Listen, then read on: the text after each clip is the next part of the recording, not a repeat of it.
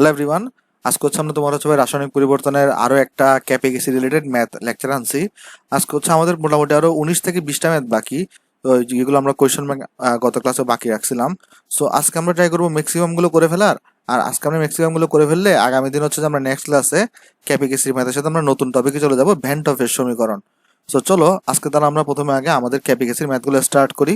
তো আমি আশা করতেছি তোমরা থিওরিটা পড়ে আসছো ক্যাপিগেসি রেগুলার, আর আগের যে ম্যাথগুলো আমরা করাইছি ওগুলো তোমরা দেখে আসছো। সো এটা হচ্ছে আমার ভাই ফেসবুক গ্রুপ, তুমি চাইলে এখানে জয়েন দিতে পারো।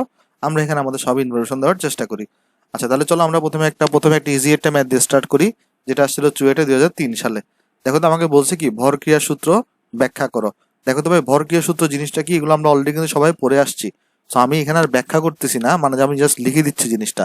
এটা কিন্তু আমরা ডিটেলসে তোমার হচ্ছে ভাই আলোচনা করে আসছিলাম। তাহলে চলো একটা কাজ করি, আমরা এখানে লিখি ভর ক্রিয়া সূত্র। তাহলে ভরক্রিয়া সূত্রটা কি ছিল তোমার এখানে, যে নির্দিষ্ট তাপমাত্রায় নির্দিষ্ট তাপমাত্রায় নির্দিষ্ট সময়ে নির্দিষ্ট সময়ে কোনো বিক্রিয়ার হার বিক্রিয়ায় উপস্থিত বিক্রিয়কগুলোর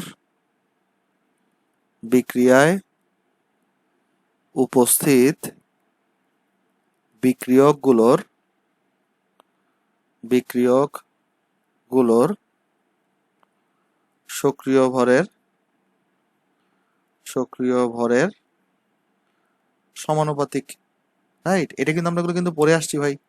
তো আমি জাস্ট এখানে আর বুঝাই দিচ্ছি না, আমি জাস্ট তোমাকে এখানে জাস্ট লিখে দিলাম, এটা মনে করাই দিলাম। তাহলে ভাই আমাদের এখানে ভরক্রিয়া সূত্রটা কি ছিল, যে কোনো নির্দিষ্ট তাপমাত্রায় নির্দিষ্ট একটা সময়ে কোনো বিক্রিয়ার হার কি ছিল ভাই, ওই বিক্রিয়ার মধ্যে উপস্থিত যে বিক্রিয়কগুলো থাকবে তাদের সক্রিয় ভরের সমানুপাতিক ছিল। ওকে, এটাকে আমরা বলতাম ভরক্রিয়া সূত্র বলতাম। আচ্ছা তাহলে চলো এর পরেরটাতে দেখি আমরা কি বলছি এখানে। এরপরে আমাকে বলতেছে 30 ডিগ্রি সেন্টিগ্রেড তাপমাত্রা এবং 31.5 অ্যাটমসফিয়ার চাপে, মানে বায়ু চাপে 15.6% PCl5 বিয়োজিত হয়। উক্ত বিয়োজনে ক্যাপিয়ার মান নির্ণয় করো। তাহলে আসো বের করি আমরা, আসো। তাহলে ফার্স্ট অফ অল খেয়াল করে দেখো তো এখানে আমাকে তাহলে বিক্রিয়াটা এখানে কি বলে দিছে। আমাকে এখানে তাহলে বিক্রিয়াটা, এখানে আমাকে যে বিক্রিয়াটা দেওয়া আছে, বিক্রিয়াটা দেখো এখানে আমাকে কি বলে দিছে, আমার এখানে PCl5 বিয়োজিত হচ্ছে। তার মানে PCl5 যখন বিয়োজিত হয় আমরা সবাই জানি কি তৈরি হয় ভাই, PCl3 আর হচ্ছে ভাই তোমার Cl2 তৈরি হয়। তাহলে এখানে আমার তৈরি হবে হচ্ছে ভাই তোমার PCl3, আর হচ্ছে আমার এখানে তৈরি হবে হচ্ছে তোমার ভাই Cl2। তো সবগুলো গ্যাসীয় কন্ডিশনে থাকে। সবগুলো কি কন্ডিশনে থাকে ভাই, গ্যাসীয় কন্ডিশনে থাকে। আচ্ছা এবারে দেখো আমরা এরপরে অঙ্কগুলো কিভাবে সলভ করতাম। আমরা এখানে লিখতাম শুরুতে বা আদিতে, যেভাবে তুমি দেখো। একটা জিনিস দেখো তো, কোয়েশনের মধ্যে কোথাও এই যে PCl5 বা PCl3 Cl2 এদের একদম বিক্রিয়ার স্টার্টিং এ মোল সংখ্যা দেওয়া আছে, স্টার্টিং এ মোল সংখ্যা দেওয়া নাই। জাস্ট তোমার এখানে বলছে কি, যে এত চাপে এত তাপমাত্রায় PCl5 এত% বিয়োজিত হয়, তার মানে এই বিয়োজনটা সাম্যাবস্থায় ঘটছে। কিন্তু একদম শুরুতে কতটুকু মোল সংখ্যা ছিল সেটা দেওয়া নাই। তাহলে এরকম দেওয়া না থাকলে আমরা কি ধরে নিতে বলছি, বাই ডিফল্ট যদি কখনো আমার স্টার্টিং মোল সংখ্যা দেওয়া না থাকে তাহলে আমরা বিক্রিয়কের মোল সংখ্যা 1 মোল ধরে নিব, আর উৎপাদের মোল সংখ্যাগুলো আমরা 0 মোল করে ধরে নিব। ওকে, যদি আমার দেওয়া না থাকে তাহলে। এবার দেখো সাম্যাবস্থায় গিয়ে কি হবে, দেখো সাম্যাবস্থায়। তো আমি সাম্যাবস্থায় ধরে নিচ্ছি যে যেহেতু এখানে আমি বিয়োজিত, ধরা যাক যে PCl5 থেকে এক্স পরিমাণ মোল বিয়োজিত হবে, অর্থাৎ তাহলে এখন PCl5 থেকে বিয়োজিত হয়েছে কতটুকু, এক্স পরিমাণ। তাহলে PCl5 এখন থাকবে কতটুকু, 1 মাইনাস এক্স। তাহলে একটা জিনিস চিন্তা করে দেখো, 1 মোল PCl5 থেকে 1 মোল PCl3 তৈরি হচ্ছে, তাহলে এক্স পরিমাণ খরচ হয়েছে। তাহলে আগে ছিল এখানে 0, আর কতটুকু তৈরি হবে, এক্স পরিমাণ তৈরি হবে তোমার এখানে। অনুরূপভাবে দেখো তো 1 মোল PCl5 থেকে 1 মোল Cl2 তৈরি হচ্ছে, আগে ছিল এখানে 0, তো এক্স পরিমাণ খরচ হয়েছে, তাহলে এক্স মোল তৈরি হবে তোমার এখানে। রাইট, এটা তো আমরা আশা করি বুঝতে পারছি। এবার আসলে আমরা এক্সটা বের করার চেষ্টা করি। দেখো তো এখানে কি দিছে, এটা 15.6% PCl5 বিয়োজিত হয়। তাহলে এটা কি, এটা তোমার PCl5 এর বিয়োজন মাত্রা না। আমরা বিয়োজন মাত্রা আলফার সূত্র কি লিখছিলাম ভাই, আমরা লিখছিলাম তোমার হচ্ছে এরকম, বিয়োজিত মোল সংখ্যা ডিভাইডেড বাই আদি মোল সংখ্যা। আদি মোল সংখ্যাকে তুমি কত ধরে নিছো, 1 মোল ধরে নিছো। রাইট, এটা হচ্ছে 1 মোল ধরে নিছো। তার মানে এখানে দেখো তো বিয়োজন মাত্রা তোমার কাছে দেওয়া আছে কত। আচ্ছা যারা এই সূত্রটা অনেকে কনফিউশনে পড়ে যাচ্ছে, আমি একবার লিখে দিই। সূত্রটা ছিল এরকম তোমার, বিয়োজন মাত্রা যেটাকে আমরা তোমার আলফা বলতাম, এটা ইকুয়াল টু কত ছিল ভাই? এটা ইকুয়াল টু ছিল তোমার হচ্ছে বিয়োজিত মোল সংখ্যা। এটা ইকুয়াল টু ছিল তোমার হচ্ছে ভাই বিয়োজিত মোল সংখ্যা, বিয়োজিত মোল সংখ্যা ডিভাইডেড বাই আদি মোল সংখ্যা। এটাই ছিল হচ্ছে আমার সূত্র। এটা আমরা প্রমাণ করে আসছি এগুলা। আচ্ছা, তাহলে দেখো এখানে আমি যদি এখানে তাহলে বসাতে চাই, আমার এখানে খেয়াল করে দেখো তো, এখানে আমি আলফার ভ্যালু আমার এখানে দেওয়া আছে অলরেডি। যে আমার এখানে দেওয়া আছে কত, বিয়োজন মানটা দেওয়া আছে কত ভাই, 15.6%। তো এটাকে আমি 100 দিয়ে ভাগ করে নর্মালি লিখবো, তাহলে এখানে আসবে কত, 0.156। 15.6কে তুমি 100 দিয়ে ভাগ করে দেখো, 0.156 আসবে। আর বিয়োজিত মোল সংখ্যাকে এখানে আমরা কত দিয়ে প্রকাশ করছি, এক্স মোল বিয়োজিত হয়েছে, তাহলে এখানে আমরা এক্স লিখবো। আর আদি মোল কত, পিসিএল ফাইভের আদি মোল হচ্ছে তোমার এখানে দেখো 1 মোল, সো 1 লিখবা। সো তোমার এখানে তাহলে এক্স ইকুয়াল টু কত আসবে, 0.156 মোল আসছে। তাহলে একটা কাজ করো, এই জিনিসটাকে তাহলে আমরা চলো একটু নিচে নামাই দিই এবং আমরা এক্স এর ভ্যালুটা এখানে বসাই দিই, তারপর দেখি আমরা এখানে কি আসবে। তাহলে কোনো কারণে যদি আমি এক্স এর ভ্যালুটা এখানে বসাই, তাহলে এখানে আমার কত আসবে, এই 1 থেকে তোমার হচ্ছে যে যদি 0.156 বাদ যায়, 1 থেকে 0.156 বাদ গেলে এখানে থাকবে হচ্ছে 0.844, এখানে থাকবে 0.844 মোল। আর তুমি যদি এখানে এক্স এর ভ্যালু বসাও তাহলে হচ্ছে 0.156 মোল থাকবে। আর এখানেও থাকবে তোমার হচ্ছে 0.156 মোল থাকবে তোমার এখানে। তো এবার তোমাকে যা সিম্বল কি বের করতে বসে ভাই, ক্যাপি বের করতে বসে। তো ক্যাপির ফর্মুলা তুমি কি জানো? ক্যাপির ফর্মুলা আমরা সবাই জানি। ক্যাপি ক্যাপি কত হবে ভাই, ক্যাপির ফর্মুলা হবে, এখান থেকে তুমি যদি দেখো, এখান থেকে তোমার হবে ফর্মুলা হচ্ছে যে পিসিএল3 এর আংশিক চাপ ইন্টু সিএল2 এর আংশিক চাপ ডিভাইডেড বাই তোমার এখানে পিসিএল5 এর আংশিক চাপ। তাহলে এখানে যদি আমরা বের করতে চাই, একটু করে খেয়াল করে দেখো, আমরা যদি আগে পিসিএল3 এর আংশিক চাপ বের করতে চাই, কিভাবে বের করব, পিসিএল3 এর মূল ভগ্নাংশ ইন্টু টোটাল চাপ। আমরা ফর্মুলা শিখে আসছিলাম না যে আংশিক চাপ মানে কত, মোল ভগ্নাংশ ইন্টু টোটাল চাপ। তা আমাকে বলো, এই যে পিসিএল3 এর এখানে মোল ভগ্নাংশ কত হবে, মোল ভগ্নাংশ কত হবে দেখো ভাই, যে মোল ভগ্নাংশ মানে কি, পিসিএল3 এর মোল সংখ্যা ডিভাইডেড বাই টোটাল মোল সংখ্যা। তো পিসিএল3 এর মোল সংখ্যা এখানে কত, 0.156, তাহলে এখানে তুমি 0.156 বসাও। আর এখান থেকে আমাকে বলতে পারবা টোটাল মোল সংখ্যা কত হবে সাম্য অবস্থায়, সাম্য অবস্থায় এন টোটাল কত হবে এখানে, এন টোটাল। খেয়াল করে দেখো, এখানে পিসিএল5 এর আছে 0.844, পিসিএল5 এর আছে 0.844, আর তোমার এখানে পিসিএল3 এর আছে 0.156, পিসিএল3 এর আছে 156। এগুলো যারা এতদিন ধরে করতেছো, এটা তো মনে রাখার মানে পারার কথা, এগুলো ভুল করার কথা না আর কি। হ্যাঁ, এই ধরনের ম্যাথ আমি তো অনেকদিন ধরে এগুলো করাচ্ছি। তাহলে এন টোটাল ইকুয়াল টু কত আসবে, দেখো এখানে এখানে যোগ করলে আসবে 1.156 মোল। তাহলে এন টোটালের জায়গায় তুমি এখানে 1.156 বসাই দিবা। আর এখানে দেখো তো পি টোটাল এখানে দেওয়া আছে কত, 31.5 অ্যাটমসফিয়ার, তাহলে 31.5 বসাই দিবা। তারপর তোমার এখান থেকে তাহলে পি অফ পিসিএল3 এর ভ্যালু কত বের হবে, তুমি যদি ক্যালকুলেট করো তাহলে 0.156 ডিভাইডেড বাই তোমার এখানে এরপর হচ্ছে যে 1.156 ইন্টু 31.5, তাহলে তোমার এখানে ভ্যালু আসছে হচ্ছে 4.25, 4.251 এত অ্যাটমসফিয়ার। ওকে, আশা করি আমরা এতটুকু বুঝতে পারছি। দেখো এখান থেকে এরপরে যদি আমরা যাই, এরপরে যদি আমরা নেক্সট পৃষ্ঠায় যাই, আমার তাহলে আরো পি অফ সিএল2 বের করতে হবে। তো যেটা ব্যাপার আছে সেটা হচ্ছে যে কি জানো, এখানে দেখো পি অফ পিসিএল3 এখানে 0.156 ছিল, পি অফ সিএল এখানে এখানে সরি এখানে পিসিএল3 এরও মূল সংখ্যা 0.156 ছিল, সিএল2 এরও কিন্তু মূল সংখ্যা 0.156। সো পিসিএল3 এর ভ্যালু যেটা আসবে, পি অফ সিএল2 এর ভ্যালু কিন্তু সেমই আসবে, কারণ তুমি এখানে 0.156 বসাবা, টোটাল এটাই বসাবা, টোটাল প্রেসার এটাকেই বসাবা। সো এই ক্ষেত্রে যে তুমি বের করছো এখানে, এই ভ্যালুটা কিন্তু পিসিএল3 এর যেমন সমান, আবার এটা কিন্তু পি অফ সিএল2 এরও ভ্যালু সেম আসবে, তুমি চেক করে দেখতে পারো। তাহলে জাস্ট আমরা বের করি চলো পি অফ পিসিএল5টা। তাহলে চলো আমরা বের করি পি অফ পিসিএল5। তাহলে এটা কত আসবে, এক্স অফ পিসিএল5 ইন্টু পি টোটাল। তাহলে এখানে দেখো এক্স অফ পিসিএল5 মানে কি, পিসিএল5 এর মূল সংখ্যা যেটা কত ছিল 0.844, সাম্য অবস্থায় এটা ছিল কত 0.844, আর টোটালটা আমরা কত বের করছিলাম 1.156, আর পি টোটাল এখানে কত দেওয়া ছিল 31.5। তাহলে এখানে বসাই দাও 31.5। তাহলে এটার ভ্যালু কত আসে ভাই, আমরা যদি ক্যালকুলেট করি, দাঁড়াও, তাহলে এখানে এটার ভ্যালু আসবে তোমার হচ্ছে যে 0.844, তো তাহলে এটার ভ্যালু আসছে আমার কাছে 22.998 অ্যাটমসফিয়ার। তাহলে এখান থেকে দেখো আমরা এই যে এখানে যদি আমরা ক্যাপির ফর্মুলাটা যদি এখানে বসাই, তাহলে ক্যাপি ইকুয়ালটা আমার কাছে কি ছিল, আমার কাছে এখানে ছিল পি অফ পিসিএল3, পি অফ পিসিএল3 ইন্টু পি অফ সিএল2 ডিভাইডেড বাই পি অফ পিসিএল5। তারপর এখানে তুমি যদি ভ্যালুগুলো বসাই দাও, তাহলে এখানে কত আসবে দেখো, পি অফ পিসিএল3 আমরা বের করছি এখানে কত 4.251, 4.251, এটার ভ্যালু কত আসছিল 4.251, আর এটা ভ্যালু ডিভাইডেড হবে কত দিয়ে ভাই 22.98998 দিয়ে, সরি এটা হবে কত 998। ওকে, তাহলে চলো আমরা দেখি ভ্যালু কত আসবে এখানে আমার কাছে। তাহলে এখানে আসছে আমার 4.251, স্কোয়ার করে দাও এটাকে 22.998। তো এটা ভ্যালু আসছে তোমার কাছে 0.7857, 0.7857। আর এটার একক কি হবে ভাই? একক আমরা কিভাবে বের করি? ডেল্টা এন এর মাধ্যমে। আমরা এখানে চলো ডেল্টা এন বসে বের করি। দেখো তো ডেল্টা এন এখানে কত হবে? গ্যাসীয় উৎপাদক কত? এখানে PCl3 আছে 1 মোল, Cl2 আছে 1 মোল, তাহলে 1+1 হবে। গ্যাসীয় উৎপাদক হবে 1+1 মাইনাস গ্যাসীয় বিক্রিয়ক, গ্যাসীয় বিক্রিয়ককে PCl5, PCl5 এর 1 মোল আছে, তাহলে 1 কে বাদ দাও, তাহলে এখানে 1 থাকবে। তাহলে এটার একক কত হয়? অ্যাটমসফিয়ারের উপরে ডেল্টা এন হয়। ডেল্টা এন এর ভ্যালু তো এখানে 1, সেখানে তাহলে ক্যাপির আনসার কত থাকবে? তাহলে ক্যাপি এটার ভ্যালু তাহলে তোমার হবে এখানে 0.7857 অ্যাটমসফিয়ার। তো এই যে তুমি এখানে ভ্যালুটা পাইছো, এটা হচ্ছে তোমার এখানে আনসার। ওকে, তাহলে আমরা এখানে যে ভ্যালুটা পাইছি এটা হচ্ছে আমার কাছে আনসার। তো ভাই এগুলো অ্যাডমিশনে আসলে দেখো, এখানের মধ্যে তুমি অ্যাডমিশনে আসলে এরকম সূত্র টুত্র তো লেখার দরকার নাই, তুমি ডাইরেক্ট এখানে এগুলো লিখবা, ডাইরেক্ট এগুলো লিখবে। যেমন সূত্র লিখে আমি অনেক টাইম ওয়েস্ট করতেছি, কারণ টাইম ওয়েস্ট করতেছি বলতে তোমাকে তো আমি, এখন তো তুমি শিখতেছো তাই না, এই জন্য তুমি প্রথমে লিখে লিখে প্র্যাকটিস করো, কিন্তু যখন একদম প্র্যাকটিস হয়ে যাবে তখন আর আসলে সূত্র লিখে প্র্যাকটিস করার দরকার নেই আর কি। হ্যাঁ, তাহলে চলো আমরা নেক্সট ম্যাথে যাই। তাহলে আসো আমরা এই ম্যাথটা কি বলতেছে আমরা চলো দেখি আসো।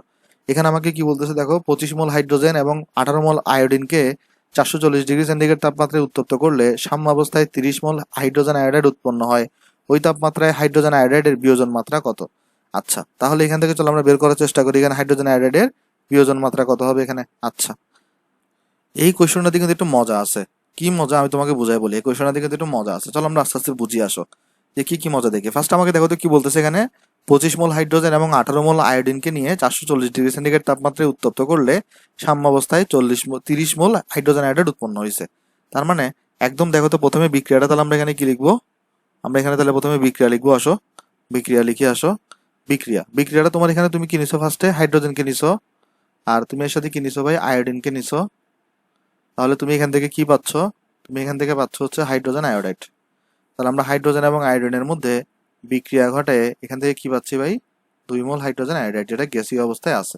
ওকে, আচ্ছা তাহলে এখন দেখো তো, আমরা এখানে লিখবার পরে শুরুতে একটা জিনিস লক্ষ্য করে দেখো, এখানে স্টার্টিং এ তুমি কি করছো? এখানে তুমি কিন্তু দেখো তোমাকে এখানে বলে দিছে 25 মোল হাইড্রোজেন এবং 18 মোল আয়োডিনকে নিয়ে উত্তপ্ত করছো। তাহলে শুরুতে হাইড্রোজেন নিছো হচ্ছে 25 মোল, আয়োডিন নিছো কত মোল? 18 মোল।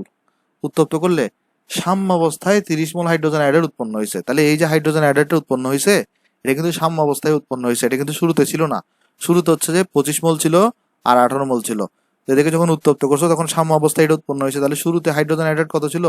বাই ডিফল্ট আমরা 0 মোল ধরে নিব, যেহেতু এখানে কিছু দেওয়া নাই ইনফরমেশন।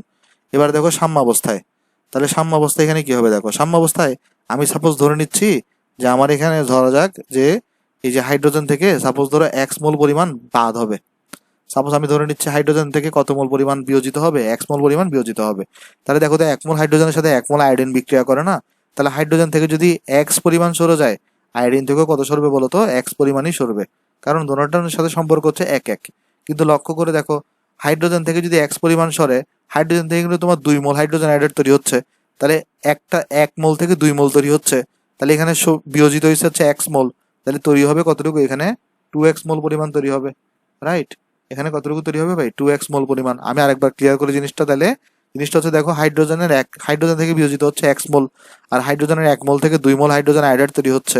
তাহলে যদি একটা থেকে যদি দুইটা তৈরি হয়, তাহলে x পরিমাণ যদি বিয়োজিত হয়, তাহলে উৎপন্ন হবে কত? 2x পরিমাণ। আর তোমাকে এখানে বলেই দিছে যে 30 মোল হাইড্রোজেন আয়োডাইড উৎপন্ন হয়েছে, তাহলে এখানে আমরা দেখতেছি 2x পরিমাণ উৎপন্ন হয়েছে। তাহলে এখান থেকে আমরা কি বলতে পারি? প্রশ্ন মধ্যে 2x = 30, তাহলে এখান থেকে আমরা কি বলতে পারি? প্রশ্ন মতে 2x = 30। কেমনে ভাই? দেখো তোমার কোশ্চনে বলেই দিছে যে সাম্য অবস্থায় 30 মোল হাইড্রোজেন আয়োডাইড তৈরি হবে, আর তুমি x দিয়ে হিসাব করে দেখছো এখানে 2x তৈরি হচ্ছে, তাহলে 2x টাই হচ্ছে 30 এর সমান। তাহলে এখানে তোমার x কত থাকবে ভাই? x থাকবে তোমার এখানে 15। তাহলে তুমি x এর জায়গায় তাহলে 15 বসাই দাও, তাহলে এখানে পাচ্ছ 10 মোল, এখানে পাচ্ছ তুমি 3 মোল, আর এখানে পাচ্ছ তুমি হচ্ছে 30 মোল। ওকে, আশা করি এতটুকু বুঝতে পারছো এখানে। আচ্ছা, তাহলে এবার দেখো, এবারে সবচেয়ে ইম্পর্টেন্ট বিষয়টা লক্ষ্য করে দেখো। তোমাকে কোয়েশ্চনে কি বের করতে বলছে দেখো তো, তোমাকে কোয়েশ্চন করতে বের করতে বলছে যে ওই তাপমাত্রাতেই হাইড্রোজেন আয়োডাইডের বিয়োজন মাত্রা কত। তার মানে তোমাকে কিন্তু বের করতে বলছে যে, খেয়াল করে দেখো, আমরা কিন্তু বিয়োজন মাত্রাটা নর্মালি কার বের করি, খেয়াল করে দেখো, আমি তোমাকে একবার ক্লিয়ার করি, বিয়োজন মাত্রা আমরা নর্মালি কার হিসাব করি। আচ্ছা আমাকে একটা জিনিস আগে এটা এটা বলো তুমি আগে, যে বিয়োজিত কে হয়, বিক্রিয়ক নাকি উৎপাদক? আমাকে আগে এটা ক্লিয়ার করো যে বিয়োজিত কে হয়, মানে কে কার বিয়োজন ঘটে, বিক্রিয়ক নাকি উৎপাদক? তাহলে তোমাদের সবার আনসার হওয়া উচিত ভাই বিক্রিয়কের বিয়োজন ঘটে, কারণ বিক্রিয়ক তো খরচ হয়ে যায়, আর উৎপাদক কি হয় ভাই, উৎপন্ন হয়। তাহলে মোটামুটি বিয়োজন কিন্তু ঘটে কার বলো তো, বিয়োজন কিন্তু ঘটে হচ্ছে বিক্রিয়কের।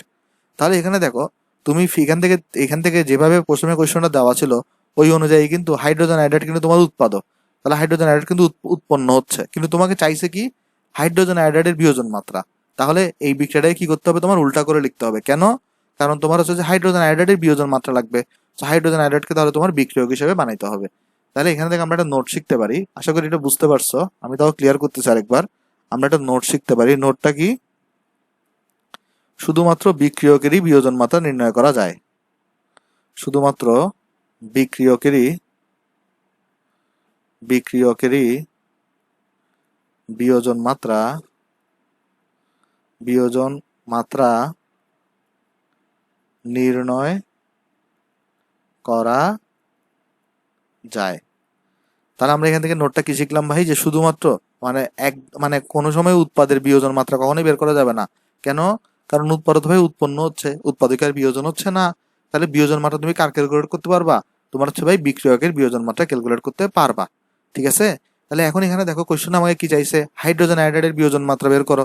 তাহলে এই জন্য আমার কি করা লাগবে বলতো, এই জন্য আমার যেটা করা লাগবে সেটা হচ্ছে আমার বিক্রিয়াটাকে, যদি আমি হাইড্রোজেন আয়োডাইডের বিয়োজন মাত্রা বের করতে চাই, তাহলে হাইড্রোজেন আয়োডাইডকে আমার বিক্রিয়ক বানাইতে হবে, অর্থাৎ বিক্রিয়াটাকে আমার তখন উল্টা করে লিখতে হবে। বিক্রিয়াকে তখন আমার কি করে লিখতে হবে ভাই, উল্টা করে লিখতে হবে। আমি উল্টা করে লিখবো, তো উল্টা করে লিখলে এখানে কি হবে, এখান থেকে হাইড্রোজেন আর এখান থেকে হচ্ছে যে ভাই আয়োডিন তৈরি হবে। এই বিক্রিয়া থেকে হচ্ছে যে নিচে যে বিক্রিয়াটা আমরা এখানে লিখলাম, এই বিক্রিয়া থেকে হচ্ছে আমরা কি বের করবো, হাইড্রোজেন আয়োডাইডের বিয়োজন মাত্রা বের করতে পারবো। কেন? কারণ হাইড্রোজেন বা আয়োডাইড এখানে দ্বিতীয় বিক্রিয়াতে বিক্রিয়ক হিসেবে কাজ করতেছে।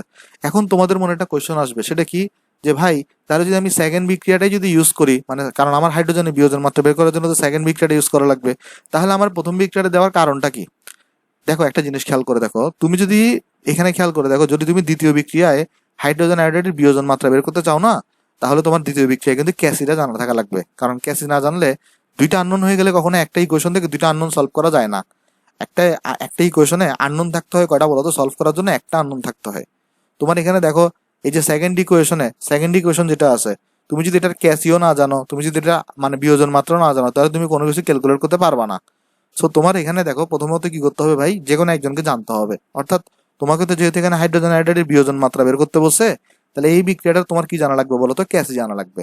এই বিক্রিয়ার ক্যাসি থেকে পাবো, একটা জিনিস দেখো তো, প্রথম বিক্রিয়ার যদি আমার সাম্য ধ্রুবকটা ক্যাসি হয়, প্রথম বিক্রিয়ার জন্য সাম্য ধ্রুবকটা যদি আমার এখানে ক্যাসি হয়, তাহলে তোমাদের সবার নিশ্চয়ই এটা পারা উচিত যে দ্বিতীয় বিক্রিয়ার জন্য সাম্য ধ্রুবকটা কত হবে। প্রথম বিক্রিয়াটার জন্য যদি সাম্য ধ্রুবক ক্যাসি হয়, দ্বিতীয় বিক্রিয়ার জন্য সাম্য ধ্রুবক হবে ক্যাসি স্টার। কেন ক্যাসি স্টার ভাই? কারণ বিক্রিয়াটাকে তুমি উল্টা করে লিখছো, উল্টা করে লিখলে সেটা ক্যাসি স্টার হয়ে যায়, আর ক্যাসি স্টারের ভ্যালু কত হয় ভাই, 1/ক্যাসি হয়। তাহলে দ্বিতীয় বিক্রিয়ার জন্য যে ক্যাসি মানে সাম্য ধ্রুবক, এটার ভ্যালু তুমি কোত্থেকে পাবা, এটার ভ্যালু পাবা হচ্ছে তুমি হচ্ছে ভাই এই প্রথম বিক্রিয়ার ক্যাসিকে উল্টানোর মাধ্যমে। প্রথম বিক্রিয়ার ক্যাসি তোমাকে আগে বের করতে হবে, পর হচ্ছে ওই ক্যাসি থেকে তুমি হচ্ছে যে ভাই এখানে ক্যাসি স্টারটা বসাই দিবা, বের করে দেন তুমি এখান থেকে এই যে বিয়োজন মাত্রাটা বের করতে পারবা। তাহলে এখান থেকে চলো আমরা বিয়োজন মাত্রাটা বের করার চেষ্টা করি।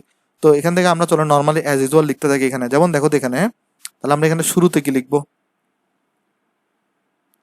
শুরুতে, দাঁড়াও এক সেকেন্ড, আমরা এখানে তাহলে দেখো শুরুতে কি লিখবো,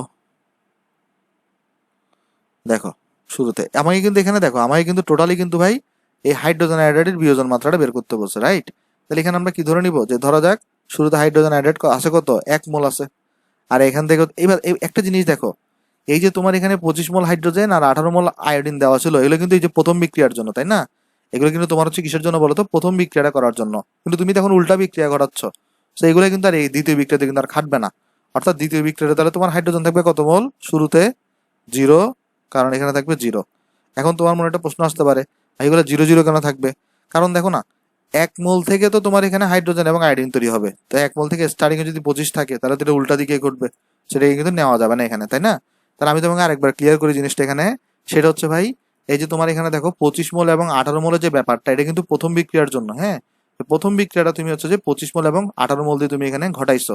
দেন তুমি যখন এখানে হাইড্রোজেন আয়োডাইডের বিয়োজন মাত্রা বের করবা, তার মানে যখন উল্টা করে যখন বিক্রিয়াটাকে লিখবা, তখন কিন্তু আর হাইড্রোজেনের এখানে 25 মোল বা আয়োডিনের এখানে 25 মোল নাই। ঠিক আছে, এই জিনিসটা একটু মাথায় রাখতে হবে তোমার। আচ্ছা, তাহলে চলো আমরা এখানে ধরলাম যে স্টার্টিং এ তাহলে হাইড্রোজেন আয়োডাইডটা বাই ডিফল্ট কত আছে, 1 মোল আছে, কারণ আমরা জানি বিক্রিয়কের যদি কখনো আমার এখানে স্টার্টিং এ মোল সংখ্যা দেওয়া না থাকে, তাহলে সেটাকে আমরা বাই ডিফল্ট কত ধরে নিই, 1 মোল ধরে নিই। ওকে, তাহলে এখানে দেখো তো সাম্য অবস্থায় কত থাকবে, সাম্য অবস্থায় কত থাকবে, চলো দেখি আসো। সাম্য অবস্থায় তাহলে ধরা যাক এখান থেকে এক্স পরিমাণ বিয়োজিত হচ্ছে, তাহলে এখানে 1 - x থাকবে। একটা জিনিস লক্ষ্য করে দেখো তো, এইখান থেকে 2 থেকে 1 তৈরি হচ্ছে, তো এখান থেকে যদি এক্স বাদ যায় তাহলে এখানে অর্ধেক তৈরি হবে, কারণ দেখো 2 থেকে 1 তৈরি হচ্ছে, তাহলে এখানে তৈরি হবে তোমার হচ্ছে 0 + x/2, এখানে থাকবে তোমার হচ্ছে 0 + x/2 থাকবে। সো বেসিক্যালি তুমি যদি কোনো কারণে এক্সটা বের করতে পারো, তাহলে তুমি কিন্তু এখানে বিয়োজন মাত্রাটা বের করে ফেলতে পারবা। এটার জন্য তোমার কি করা লাগবে, প্রথম বিক্রিয়াটার ক্যাসি বের করা লাগবে। প্রথম বিক্রিয়ার ক্যাসি কত আসবে দেখো, প্রথম বিক্রিয়ার ক্যাসি কত আসবে, আমি চলো এই জিনিসটাকে একটু নিচে নামাই।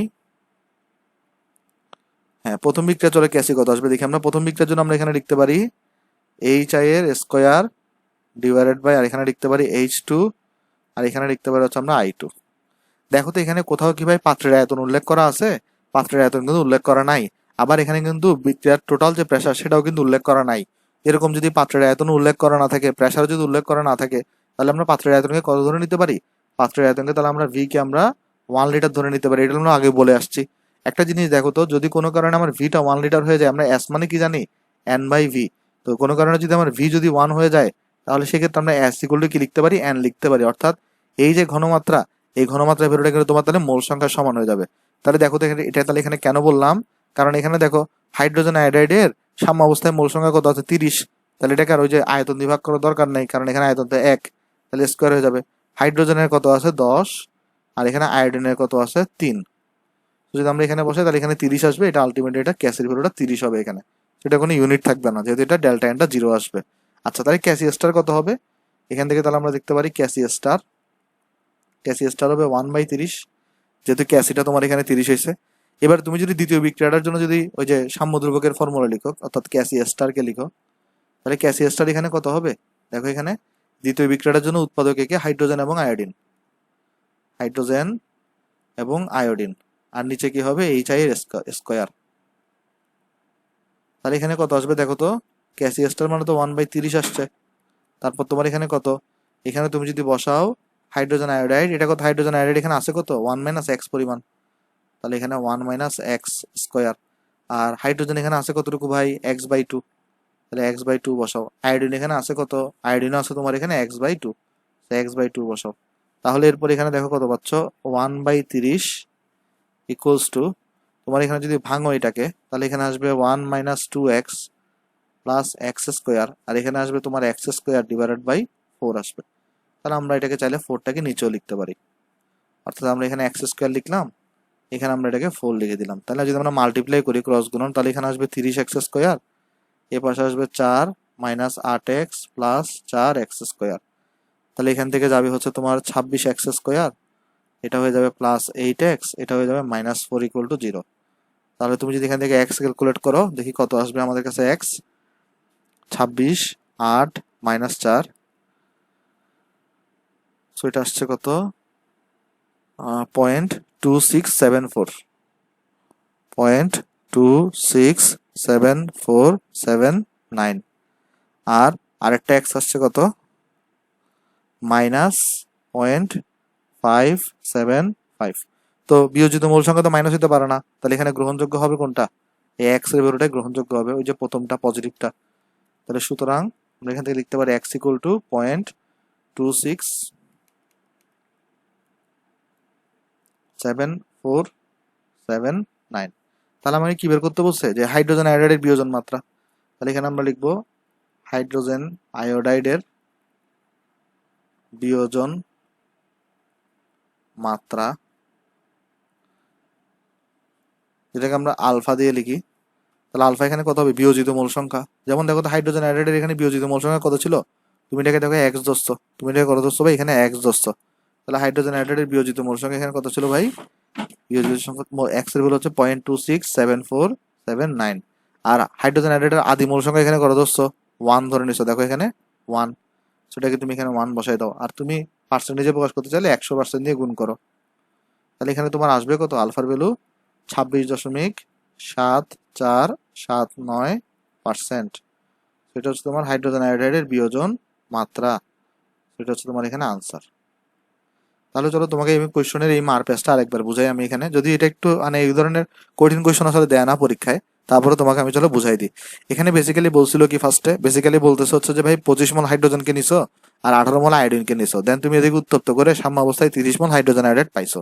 এরপরে বলছে ওই তাপমাত্রাতেই হাইড্রোজেনের বিয়োজন মাত্রা কত হবে। তাহলে এখন তোমার মাথায় চট করে আসা উচিত যে হাইড্রোজেন আয়োডাইডের যেহেতু আমাকে বিয়োজন মাত্রা বের করতে বলছে, তাহলে হাইড্রোজেন আয়োডাইডকে আমার বিক্রিয়ক হইতে হবে। কিন্তু যেভাবে কোয়েশ্চনটা প্রথমে যেভাবে দেওয়া ছিল যে আমি হাইড্রোজেন এবং আয়োডিনকে উত্তপ্ত করছি, সেখান থেকে তো আমার হাইড্রোজেন আয়োডাইড উৎপন্ন হচ্ছে, সেটা তো উৎপাদও আছে। তাহলে আমরা প্রথম বিক্রিয়ার যে ইনফরমেশন ওইটা থেকে হচ্ছে আমরা ক্যাসি বের করে ফেললাম। দেন হচ্ছে আমি হাইড্রোজেন আয়োডাইডের যেহেতু আমি বিয়োজন মাত্রা বের করতে হবে, তাই হাইড্রোজেন আয়োডাইডকে আমার উল্টা করে লিখতে হবে। তো আমি এখানে উল্টা করে লিখলাম।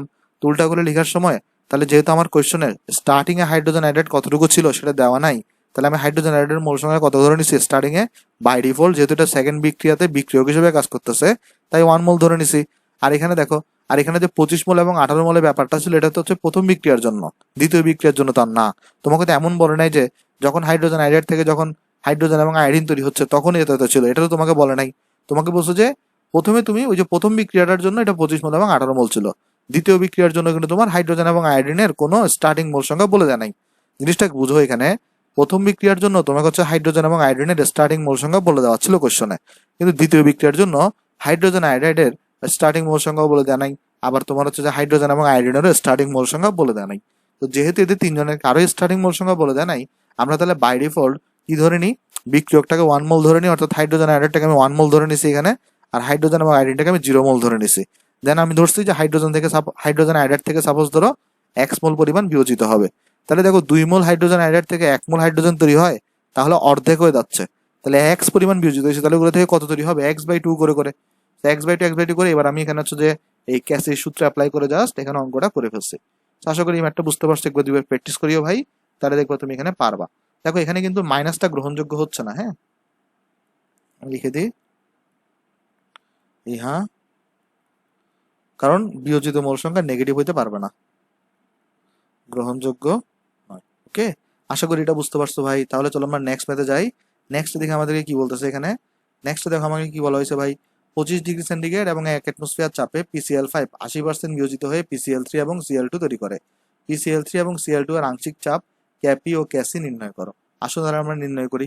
তাহলে আমরা চলো আগে বিক্রিয়াকে লিখবো। চলো আমরা দেখি আগে কি বিক্রিয়া সংঘটিত হচ্ছে। দেখো এখানে PCl5 বিয়োজিত হচ্ছে, রাইট। তাহলে এখানে তোমার হচ্ছে PCl5 বিয়োজিত হচ্ছে। তাহলে PCl5টা সাপোজ ধরো ফার্স্টে সলিড অবস্থায় আছে, এটা তো এস এর মতো হয়ে গেছে, ধরো এটা 5 করে দিলে 5 হবে PCl5। আচ্ছা এখানে তাহলে এটা সলিড অবস্থায় আছে, তাহলে এটা বিয়োজিত হবে। ওকে, তাহলে এটা বিয়োজিত হয়ে কি তৈরি করবে তোমার এখানে PCl3 এবং Cl2 তৈরি করবে। তাহলে এটা তৈরি করবে তোমার এখানে PCl3 এবং PCl3 যেটা তৈরি করবে এটাও কিন্তু গ্যাসীয় অবস্থায় থাকবে, এটাও তোমার এখানে গ্যাসীয় অবস্থায় থাকবে, প্লাস এখানে তোমার Cl2 তৈরি করবে যেটাও গ্যাসীয় অবস্থায় থাকবে।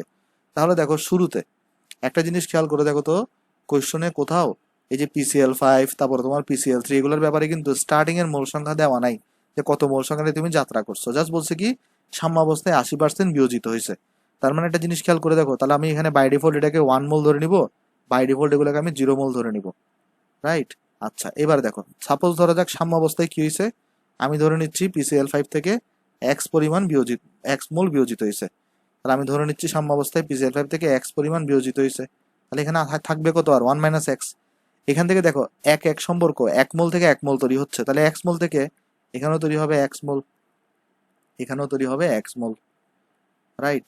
আচ্ছা তাহলে এবার আসো, এবার আমাকে বলছে কি যে PCl5 আসলে বিয়োজিত হয়েছে কতটুকু 80%। তাহলে PCl5 এর আলফা হচ্ছে 80%। তা আলফার সূত্র তুমি কি জানো, আলফা সূত্র জানো বিয়োজিত মোল সংখ্যা। দেখো তো PCl5 থেকে কতটুকু বিয়োজিত হয়েছে, তুমি এখানে x ধরে নিছো, আর এখানে তোমার এখানে দেখো আদি মোল সংখ্যা কত 1। তাহলে এখান থেকে দেখো x ইকুয়াল তাহলে কত আসবে আলফা, আর আলফার ভ্যালু তুমি এখানে যদি এটাকে নর্মালি পার্সেন্টেজ ছাড়া প্রকাশ করো তাহলে 0.8, তাহলে x এর জায়গায় 0.8 বসাই দাও, তাহলে এটা হবে 0.2 মোল। এটা হবে তোমার এখানে 0.2 মোল, সরি 0.2 না, x এর জায়গায় তো 0.8 বসাবা, রাইট? তাহলে এখানে হবে তোমার এখানে এটা 0.8 হবে। অনুরূপভাবে এটাও কত হবে ভাই? 0.8 মোল হবে। তাহলে ফার্স্ট অফ অল আমাকে কি ক্যালকুলেট করতে বলছে? আমাকে বলছে যে তুমি ক্যালকুলেট করো PCl3 এবং Cl2 এর আংশিক চাপ। তাহলে আংশিক চাপ বের করতে হলে আমাকে আগে প্রথমে n টোটাল বের করতে হবে।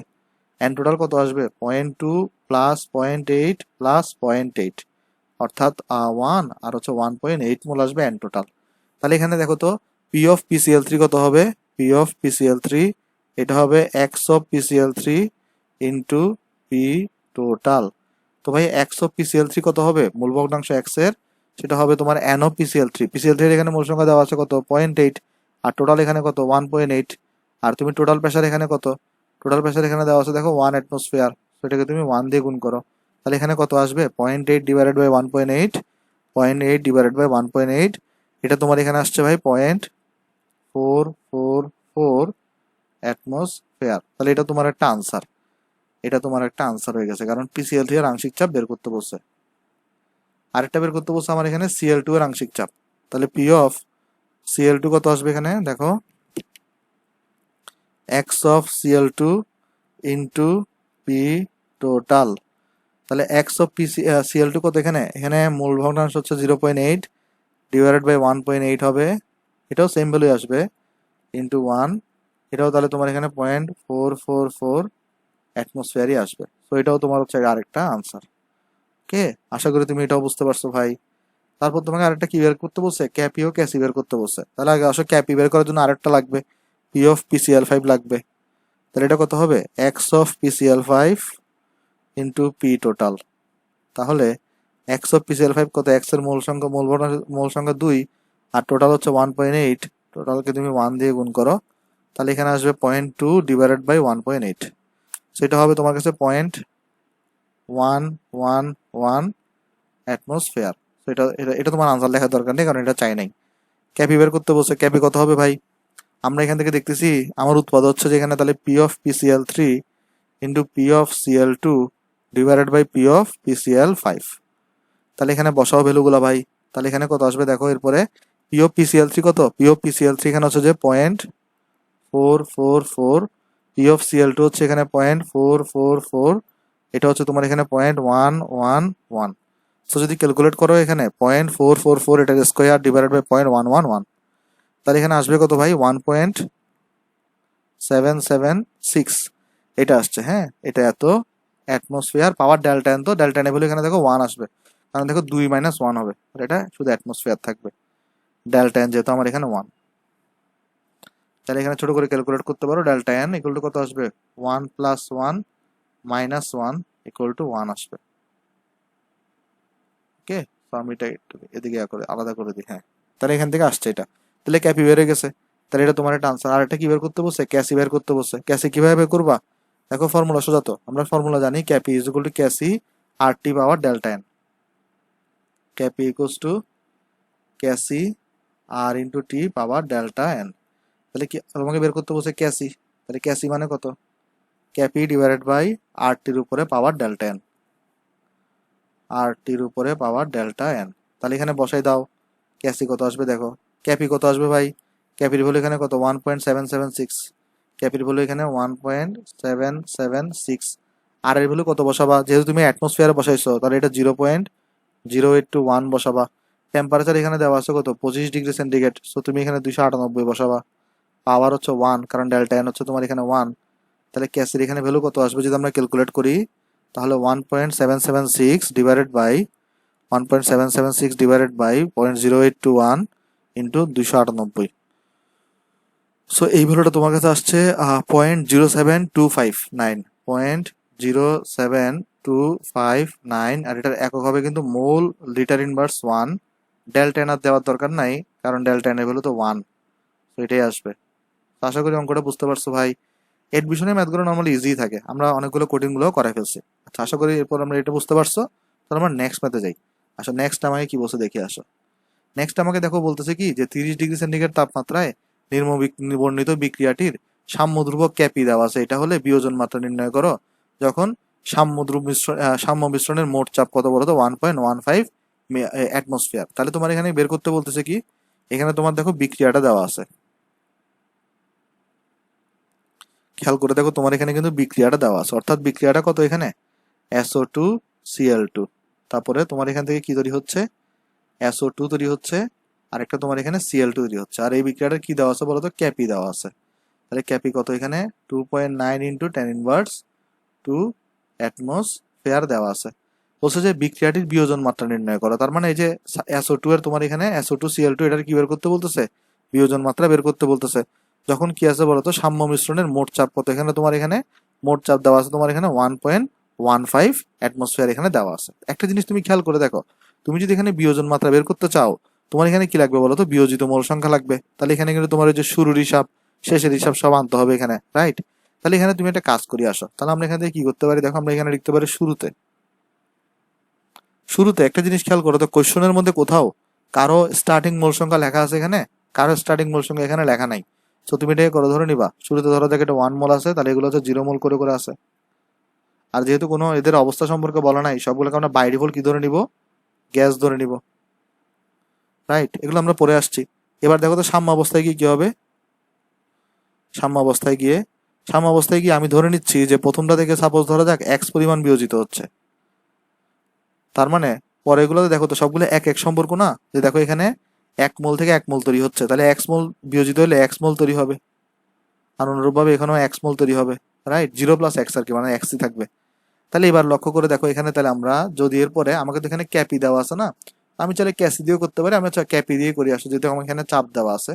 তাহলে ফার্স্ট অফ অল আমাকে একটু করে বলো তো, এখানে এন টোটাল কত হবে তোমার এখানে, এন টোটাল হবে এখানে তোমার 1 - x + x + x, অর্থাৎ একটা x কাটা যাবে, তাহলে এন টোটাল হবে 1 + x এর মোল, রাইট? এবারে তাহলে আমাকে একটু করে বলো তোমার এখানে তাহলে পি অফ SO2 Cl2 কত হবে, x of SO2 Cl2 into P total হবে ভাই। তাহলে x of P SO2 Cl2 মানে কত, এই SO2 Cl2 এর মোল সংখ্যা যেটা কত দেওয়া আছে 1 - x divided by total mole সংখ্যা কত 1 + x ইন্টু পি টোটাল এখানে কত দেওয়া আছে 1.15 দেওয়া আছে। তাহলে এখান থেকে এরপরে দেখো যে তুমি এরপর এখান থেকে কত পাচ্ছ, যদি যদি তুমি পি অফ SO2 বের করতে চাও, সেটা কত আসবে, x of SO2 into P total. Basically তোমার এক্সটা বের করা লাগবে, মানে এক্স বের করে গেলে তুমি এখানে বিয়োজন মাত্রাটা বের করা তোমার জন্য কোনো ব্যাপার না। তাহলে এখানে দেখো এখানে কত আসবে এক্সটা, তাহলে এখানে তাহলে কত আসবে, এক্স অফ SO2 মানে কত, SO2 এর মোল সংখ্যা। তাহলে SO2 এর মোল সংখ্যা এখানে কত দেখতেছো, এক্স এক্স বসাও, টোটাল মোল সংখ্যা কত 1 + x, তাহলে এখানে ইন্টু 1.5 করো। আর তোমার এখানে পি অফ Cl2 কত আসবে দেখো, এটা আসবে x of Cl2 into P total. তাহলে এটা হবে x অফ Cl2 মানে এখানে কত xই, আর ডিভাইডেড বাই তোমার এখানে কত হবে 1 + x হবে, ডিভাইডেড বাই তোমার এখানে 1 + xই হবে ইন্টু 1.5। সো এরপরে তুমি যদি এখানে তিনটা ডাটা এখানে পেয়ে গেছো, তাহলে একটা কাজ করি আমরা এগুলোকে আমরা একটু নিচে নামাই দিই, এবং আমরা যেটা করব, এই জিনিসটা যেহেতু এই পাশে চলে আসছে বেশি, তাহলে চলো এই জিনিসটাকে আমরা এদিকে নিয়ে আসি।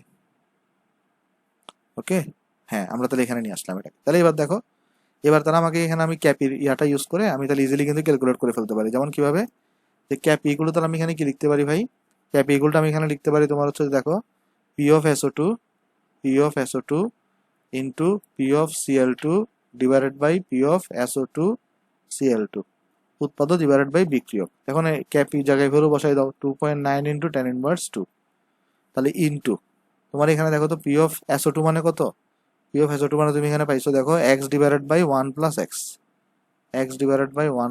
x পাইছো। আবার পি অফ Cl2 মানে কত পাইছো, x ডিভাইডেড বাই 1 + x পাইছো। তাহলে এখানেও পাইছো তুমি কত, x ডিভাইডেড বাই 1 + x। আর এখানে পি অফ ইয়াটা কত পাইছো SO2 Cl2 1 - x into 1 + x। এখানে যেটা বাদ গেছে সেটা হচ্ছে কি, আমরা সবার সাথে কাকে দিয়ে গুণ করতে হবে এখানে, এটা শুধু মূল ভগ্নাংশ লিখছি, সবার সাথে কিন্তু এখানে এই যে 1.5 দিয়ে গুণ করা লাগবে। সো এখানে তাহলে কত হবে তোমার, নিচেও কিন্তু 1.5 হবে, আর যেহেতু এখানে দুইটা 1.5, তো এখানে তাহলে তোমার হয়ে যাবে যে 1.5 এর স্কোয়ার। কেন, কারণ এটার সাথে 1.5 আছে, এটার সাথে তোমার এখানে 1.5 আছে। দেখো তাহলে দুইটাকে যখন তুমি এটা তো 1.15 কেন লিখছে, ওই ভুল করে ফেলবে তো। দাঁড়াও আমি একটু ঠিক করে দিই তাহলে। হ্যাঁ, একটা কাজ করি না, এটা যেহেতু দুটোটা সিমিলার, আমি তাহলে এটাকে স্কোয়ার লিখে দিই। আমি তাহলে এটাকে কি লিখে দিই বলো তো, স্কোয়ার লিখে দিই। আর এখানে তাহলে আমরা এখানে 1.15 এর তাহলে স্কোয়ারটা লিখে ফেলতে পারবো। এখানে 1.15, আমি এখানে 1.5 লিখছি বলে এটা 1.15। সরি ভাই, খেয়াল করিনি আমি। তাহলে এটা 1.15। তাহলে দেখো এখানে এইটার জায়গায় তাহলে শুধরাই দিই এটা আমি। এরকম ছোটখাটো ভুল করে ফেলি মাঝে মাঝে। 15। আচ্ছা, তাহলে দেখো এখানে যেটা হবে ভাই, তাহলে তোমার কি হবে দেখো এখানে, তাহলে এই পাশে পাচ্ছ 2.9 ইন্টু টেন ইনভার্স 2। আর ডান পাশে কত পাচ্ছ দেখো তো এখানে। ডান পাশে একটা জিনিস আমি তোমাকে বলি কি হবে এখানে দেখো, এখানের একটা 1 - x আর নিচের একটা 1 - x কিন্তু কাটাকাটি যাবে। আর এখানে 1 - x থাকবে, আর এখানে 1.15টা কাটাকাটি যাবে। উপরে জাস্ট একটা 1.15 থাকবে। দেখো উপরে একটা স্কোয়ার এক্স স্কোয়ার থাকবে, একটা 1 + x এখানে নিচে থাকবে, নিচে চলে আসবে। আর একটা 1 - x থাকবে, কারণ 1 + x নিচের 1 + xটা কিন্তু কাটা গেছে। আর উপরে একটা 1.15 থাকবে। তাহলে এখান থেকে তুমি যদি ক্যালকুলেট করো তাহলে 2.9 ইন্টু টেন ইনভার্স 2, তাহলে উপরে হবে তোমার হচ্ছে ভাই 1.15 এর এক্স স্কোয়ার, 1.15 এর এক্স স্কোয়ার, নিচে a plus b into a minus b format, তার মানে 1 - x স্কোয়ার। তাহলে এখানে কত আসবে 2.9। আচ্ছা 2.9 ইন্টু টেন ইনভার্স 2কে আমরা চাইলে কিন্তু ওই যে নর্মাল মোডও লিখতে পারি। এটা 0.029 হওয়ার কথা, আমি চাও চেক করে দেখি একটু। হ্যাঁ 0.029। তাহলে এটাকে যদি আমরা গুণ করি তাহলে 0.029 minus 0.029 x square equal to 1.15 x square. সেখান থেকে তাহলে তোমার এক্স এর ভ্যালু চলে আসবে, কত আসবে 1.15 এর সাথে তুমি এখানে তাহলে 0.029টাকে যোগ করো, দেন 0.029টাকে তুমি এটা দিয়ে ভাগ করো, দেন রুট ওভার করে দাও। সো এখান থেকে তোমার আসছে এক্স এর ভ্যালু 0.15683। তাহলে এখন এখান থেকে তোমার প্রশ্ন হতে পারে যে ভাই এটা বের করে আমার লাভটা কি, আমাকে কি বের করতে বলছে, বিয়োজন মাত্রা বের করতে বলছে না। তাহলে এখানে দেখো তো বিয়োজন মাত্রা, যেটাকে আমরা আলফা বলি, বিয়োজন মাত্রা যেটাকে আমরা বলি হচ্ছে আলফা, এটা মানে কত, বিয়োজিত মূল সংখ্যা। তো বিয়োজিত মূল সংখ্যা এখানে কত ছিল দেখো তো, কতটুকু বিয়োজিত হয়েছিল, এক্স পরিমাণ। তাহলে এক্স এর এখানে তুমি ভ্যালু পেয়ে গেছো 0.15683 ডিভাইডেড বাই আদি মূল সংখ্যা কত, এখানে আদি মূল সংখ্যা এখানে দেখো 1। সো 1 করো, এটাকে পার্সেন্টেজে নিতে চাইলে 100 দিয়ে গুণ করো, তাহলে এখানে আসবে কত 15.683%। সো এটা তোমার এখানে আনসার হয়ে যাবে। ওকে, এটা তোমার এখানে কি ভাই আনসার। আশা করি এটা বুঝতে পারছো ভাই। এগুলো ইজি ম্যাথ। মানে যদিও এই দেখো অনেকে কি করে যেগুলোর জন্য শর্টকাট শিখে, তো এই বিক্রিয়ার জন্য শর্টকাট আছে, কোনো শর্টকাট নাই। তো তখন এই বিক্রিয়াটা আসলে তোমার শর্টকাট শিখে আসলে ছেড়ে দিয়ে আসতে হবে, কারণ তুমি যদি নর্মাল প্রসিডিউরে করো তাহলে তোমার কোনো প্রবলেম নাই এই প্রসিডিউরে করলে, কিন্তু তুমি যদি শর্টকাট শিখতে যাও তাহলে কিন্তু ভাই বিপদে পড়বা। আশা করি আগের অঙ্কটা বুঝতে পারছো। তাহলে চলো আমরা এই অঙ্কটা করি। এই অঙ্কে দেখে আমাদেরকে কি বলা হচ্ছে, এখানে আমাকে বলতেছে 25 ডিগ্রি সেন্টিগ্রেড তাপমাত্রা ও 1 অ্যাটমসফিয়ার চাপে 18.5% N2O4 বিয়োজিত হয়ে NO2 তৈরি হয়। ওই তাপমাত্রায় 0.5 অ্যাটমসফিয়ার চাপে N2O4 এর বিয়োজন মাত্রা কত হবে। আচ্ছা এখানে আমাকে জিজ্ঞেস করছে যদি আমি কোনো কারণে যদি চাপটাকে যদি অর্ধেক করে দিই তাহলে হচ্ছে আমার এই ক্ষেত্রে N2O4 এর বিয়োজন মাত্রাটা কত হবে। আচ্ছা তাহলে এই অঙ্কটাতে তোমার একটু বেসিকের দরকার হবে। কি বেসিক আমি তোমাকে জিনিসটা বুঝাই বলি। এখানে অ্যাকচুয়ালি দেখো তো ক্যাপিয়ার ক্যাসি এগুলো কি ছিল ভাই, ক্যাপিয়ার ক্যাসি ছিল তোমার হচ্ছে ভাই এই যে সাম্যাবস্থার মধ্যে যে সাম্য ধ্রুবকগুলো পাওয়া যায় সেগুলোর ভ্যালু।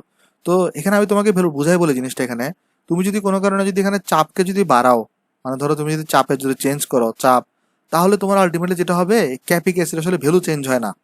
আমি তোমাকে জিনিসটা আরেকবার বুঝাই বলি, যদি তুমি কোনো কারণে চাপের পরিবর্তন করো তাহলে তোমার কিন্তু কি হয় না বলো তো, ক্যাপি ক্যাসির আসলে ভ্যালু চেঞ্জ হয় না।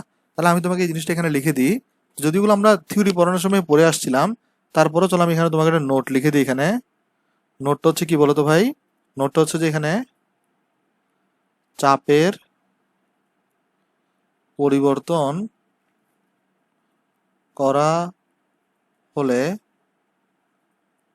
ক্যাপি ও ক্যাসিয়ের ভ্যালু বা মান চেঞ্জ হয় না, চেঞ্জ হয় না। তার মানে কোনো কারণে তুমি যদি ভাই এই, কারণ এটা তো সাম্য ধ্রুবক তাই না, যে আসলে এই জন্য তুমি কোনো কারণে যদি এদিকে যদি চাপের যদি পরিবর্তন করো তারপরে তোমার এখানে কি হবে না ভাই, এই ক্যাপি গ্যাসের আসলে ভ্যালু বা মানগুলো আসলে চেঞ্জ হবে না। সেই জিনিসটা হয়তো অনেকেই জানো, আবার হয়তো অনেকেই জানো না। তো যারা জানো না তারা আজকে জেনে গেলা। আমরা একটা থিওরি ক্লাস এটা বলে আসছিলাম, আলোচনা করে আসছিলাম। আচ্ছা, তাহলে দেখো এখানে আমরা তাহলে এখানে পড়ে ফেললাম কি, যে কোনো কারণে যদি আমার চাপের পরিবর্তন করাও হয়, তাহলে কিন্তু আমার এখানে ক্যাপিও ক্যাসের ভ্যালু বা মান কখনো কি হবে না, চেঞ্জ হবে না। তাহলে এখানে দেখো জিনিসটা এখানে আমাকে বলা হচ্ছে কি ভাই, এখানে আমাকে বলা হচ্ছে যে প্রথমে 1 অ্যাটমসফিয়ার চাপ ছিল, মানে টোটাল চাপ আগে পি টোটাল আগে ওয়ান অ্যাটমসফিয়ার ছিল। তখন তোমার এখানে 18.5% N2O4 বিয়োজিত হয়ে NO2 তৈরি হয়। তারপরে বলছো ওই তাপমাত্রাতেই এবার যদি তুমি টোটাল প্রেশারটাকে যদি 0.5 অ্যাটমসফিয়ার করে দাও, তাহলে বিয়োজন মাত্রা কত হবে। মানে আগে 1 অ্যাটমসফিয়ারের বিয়োজন মাত্রা ছিল 18.5, আর তাহলে এখন তুমি যদি কোনো কারণে পি টোটালটাকে যদি কত করে দাও, 0.5 ATM করে দাও, তাহলে তোমার এখন বিয়োজন মাত্রা কত হবে এটা তোমাকে এখন বের করতে বলা হচ্ছে। কিভাবে করবা আমি তোমাকে চলো আলোচনা করি, আগে আসো। তাহলে কেস 1, মানে প্রথমে ঘটনা 1, যখন আমার দেখো তো পি টোটাল কত, পি টোটাল হচ্ছে আমার এখানে 1 ATM। তাহলে দেখো তো এখানে বিক্রিয়াটা কি হবে, আমরা যদি এখানে বিক্রিয়াটা দেখতে চাই, বিক্রিয়া, তাহলে বিক্রিয়াটা হবে এখানে আমার এরকম যে তোমার N2O4 বিয়োজিত হচ্ছে, তার মানে এটা গ্যাসীয় অবস্থায় আছে, তাহলে এটা বিয়োজিত হচ্ছে, বিয়োজিত হয়ে এটা কি তৈরি করবে আমরা সবাই জানি 2NO2, 2NO2 তৈরি করে, এটাও গ্যাসীয় অবস্থায় থাকে। তাহলে এখন একটা জিনিস দেখো তো, এখানে কারো স্টার্টিং এর মোল সংখ্যা বলা আছে নাই, তাহলে শুরুতে তুমি কি ধরে নিবা, যেহেতু কারো স্টার্টিং মোল সংখ্যা বলে দেয় নাই, তাহলে বাই ডিফল্ট আমরা শুরুতে N2O4 এর মোল সংখ্যাটাকে 1 মোল ধরে নিব, আর এটার মোল সংখ্যাটাকে আমরা 0 মোল ধরে নিব। তাহলে এখানে আমরা ধরে নিচ্ছি যে সাম্যাবস্থায় গিয়ে, আমরা ধরে নিচ্ছি এখানে সাম্যাবস্থায় গিয়ে N2O4 থেকে তোমার সাপোজ ধরো X পরিমাণ মোল বিয়োজিত হয়েছে। তাহলে এখন এখানে আছে কত, 1 মাইনাস X মোল। তাহলে 1 মোল থেকে 2 মোল তৈরি হয়, X মোল বিয়োজিত হলে তাহলে কতটুকু তৈরি হবে, 2X মোল। মানে অর্থাৎ আগে তো ছিল 0, আগে ছিল 0, আরও এখানে 2X তৈরি হয়েছে। ওকে, তাহলে এখন আমার এক্স এর ভ্যালুটা বের করা দরকার। এক্স এর ভ্যালু আমরা কিভাবে বের করবো, এখন দেখো যে প্রথমে যখন টোটাল প্রেশারটা 1 অ্যাটমসফিয়ার, তখন কিন্তু বলছে বিয়োজন মাত্রা কত, 18.5%। তাহলে আলফার ভ্যালু আমরা সবাই জানি, বিয়োজিত মোল সংখ্যা মানে এক্স ডিভাইডেড বাই আদি মোল, যেটাকে তুমি 1 মোল ধরে নিছো, অর্থাৎ 1। তাহলে দেখো তো এখানে তোমার এখানে কত হবে, আলফা দেওয়া আছে কত 0.185, কারণ 18.5কে 100 দিয়ে ভাগ করে দাও, তাহলে এখানে কত আসবে, এক্স ডিভাইডেড বাই 1 আসবে। তাহলে তোমার এখান থেকে এক্স ইকুয়ালস টু কত চলে আসবে, এখানে 0.185 চলে আসবে, এত মোল। তাহলে তুমি এখানে ভ্যালুগুলো বসাই দাও। তো 1 থেকে 0.185 বাদ গেলে কত হয়, 185 বাদ গেলে হয় তোমার এখানে 0.815, 0.815 হবে এটা। তাহলে এখানে কত হবে ভাই, 0.815 মোল। আর এখান থেকে তুমি যদি 2 এর সাথে যদি তাহলে কত গুণ করো, 0.185 গুণ করো, তাহলে এখানে থাকবে তোমার এখানে ইকুয়াল টু থাকবে 0.37 মোল থাকবে, রাইট। আচ্ছা, তাহলে এখানে খেয়াল করে দেখো এবারে, এবার যদি আমরা এখান থেকে যদি ক্যাপি বের করতে চাইতাম, তাহলে এদের আমার কি লাগতো বলো তো, আংশিক চাপটা লাগতো। আংশিক চাপ বের করার জন্য আমার এখানে লাগবে কি, এন টোটাল। এন টোটাল এখানে কত, 0.815 প্লাস 0.37, সো 0.815 প্লাস 0.37, সেটা আসবে 1.185, 1.185 মোল, রাইট। তাহলে এখান থেকে দেখো তুমি তাহলে এখানে বের করো পি অফ তোমার এখানে কত, N2O4 কত আসবে, x of N2O4 into P total. তাহলে এখানে কত আসবে, এক্স অফ N2O4 মানে কত ভাই, দেখো এগুলোর জন্য অনেক শর্টকাট শিখায়, শর্টকাট শিখিও না ভাই, শর্টকাট শিখলে পারবা না, কয়টা মনে রাখবা। দেখো এক্স অফ N2O4 মানে পয়েন্ট, এটা তো হয়তো তোমার 1 মিনিট টাইম বেশি লাগবে, তারপর অঙ্কটা তুমি পেরে আসবা। ওই শর্টকাট শিখতে গেলে একটা অঙ্কও পারবা না। তাহলে পি টোটাল এখানে কত, 1। তাহলে এখানে কত আসবে দেখো, 0.815 ডিভাইডেড বাই 1.185, তাহলে এখানে আসবে কত, 0.68776, এত অ্যাটমসফিয়ার। আচ্ছা, এই কথাগুলো বারবার বলতেছে কেন, কারণ হচ্ছে যে আমি জানি আমি শর্টকাট শিখতে মানা করলো অনেক মানুষজন এটাতে শর্টকাট শিখতে যাবে, পরে বিপদে বলবে আমি বলি নাই কেন জিনিসটা, তখন এই জন্য আমি বারবার বলে দিচ্ছি। ওকে ভাই, কেউ মাইন্ড করিও না। আচ্ছা, তাহলে চলো আমরা এরপর এটাকে দাগ দিয়ে দিই এখানে, হ্যাঁ। আচ্ছা, তারপর দেখো এখানে পি অফ N2O4 বের করে ফেলছো, তাহলে এখন তোমার এখানে পি অফ NO2 কত আসবে, পি অফ NO2 তার মানে x of NO2 into P total. তাহলে এখানে এক্স অফ NO2 কত যদি বের করতে চাও, দেখো এক্স অফ NO2 হবে 0.37 ডিভাইডেড বাই এখানে 1.185 ইন্টু 1। তাহলে এটা আসবে তোমার কাছে এখানে যদি ডিভাইড করো 0.37কে কত দিয়ে, 1.185 দিয়ে, তাহলে এখানে আসবে তোমার 0.31224 অ্যাটমসফিয়ার। সেটা আসছে তোমার এখানে। তাহলে তুমি এখানে ক্যাপি বের করো এবারে। ক্যাপি ক্যাপি কত আসবে এখানে তোমার? ক্যাপি আসবে তোমার এখানে পি অফ NO2 এটার স্কোয়ার পি অফ N2O4। তাহলে এটা আসবে তোমার কাছে, দেখো এখানে কত, NO2 মানে কত তোমার এখানে 0.0.31224, এটার স্কোয়ার করো ডিভাইডেড বাই N2O4 দিয়ে ভাগ করো, অর্থাৎ 0.68776 দিয়ে ভাগ করো। তাহলে এখানে তুমি পাচ্ছ কত? তাহলে দেখো এখানে পাচ্ছ কত? তাহলে এখানে আসবে হচ্ছে আমার 0.31224 স্কোয়ার ডিভাইডেড বাই 0.68776। তাহলে এটা আসছে তোমার কাছে এখানে 0.14176। এখানে একক হবে কত? অ্যাটমসফিয়ার, কারণ ডেল্টা এন এখানে 1। সেইটা আসছে এখানে। এবার তুমি কেস নাম্বার 2 কি করছো? এবার প্রেসারটাকে তুমি এবারে অর্ধেক করে দিছো। এবার তোমাকে হচ্ছে বিয়োজন মাত্রা বের করতে বলছো, তাহলে তোমার এক্স বের করা লাগবে এবারে। তাহলে এবার আমরা দেখবো এবার কেস নাম্বার 2। মানে এবার তুমি কি করছো? পি টোটালটাকে কত করে দিছো এখানে? 0.5। কিন্তু আমরা অলরেডি বলে আসছি, প্রেসার তুমি যাই করো না কেন, ক্যাপি কি থাকবে? আনচেঞ্জ থাকবে, অর্থাৎ ক্যাপিটা থাকবে এখানে 0.14, যেটা কিছুক্ষণ আগে বের করছো, অর্থাৎ 0.14176 অ্যাটমসফিয়ার। তাহলে এইবার তাহলে দেখো এখানে কি হবে, এই বিক্রিয়া তো এটাই থাকবে। আমি চলো এটাকে কপি করে আনি, একটু চেঞ্জ হবে জাস্ট সামান্য, এখানে একটা ডাটা কি চেঞ্জ হবে দেখো। তাহলে এখানে এবার এটা এক্স থাকবে, এবার তুমি এক্স বের করবা বেসিক্যালি, হ্যাঁ এটা তুমি জানো না এবারে। আচ্ছা, তাহলে এখান থেকে তুমি যদি ক্যাপির ফর্মুলা লিখো তাহলে কত আসবে এটা তোমার এখান থেকে আসবে। আচ্ছা, আমরা তো এই যে পিটি গুলো বের করে আসো আগে। এন টোটাল কত আসবে দেখি আগে আমরা এখানে। এন টোটাল আসবে তোমার এখানে আগে 1 মাইনাস এক্স প্লাস 2x, অর্থাৎ 1 প্লাস এক্স। তাহলে এখানে তোমার পি অফ N2O4 কত আসবে? X of N2O4 into P total. তাহলে এক্স অফ N2O4 মানে কি? এক্স মানে মূল ভগ্নাংশ। তাহলে এটা হবে এই N2O4 এর মূল সংখ্যা কত? 1 মাইনাস এক্স, টোটাল হচ্ছে 1 প্লাস এক্স। আর এখানে পি টোটালকে তুমি 0.5 করে দিছো। আর এখানে পি অফ NO2 কত আসবে? X of NO2 into P total. তাহলে এখানে আসবে 2x, এখানে আসবে 1 প্লাস এক্স, এখানে আসবে 0.5 দিয়ে গুণ করবা। ওকে, তাহলে ভাই এরপরে কত কত করবা ভাই? ক্যাপি বের করবা। বেসিক্যালি ক্যাপি ভ্যালু তো তুমি জানো, তুমি জাস্ট এবারে জাস্ট কি করবা বলো তো? এক্স এর ভ্যালুটা ক্যালকুলেট করবা। তাহলে পি অফ NO2 এর স্কোয়ার পি অফ N2O4। তাহলে দেখো এখানে কত আসবে ভাই? তাহলে পি অফ NO2 মানে কত এখানে? এই যে 2x divided by 1 plus x divided by 1 plus x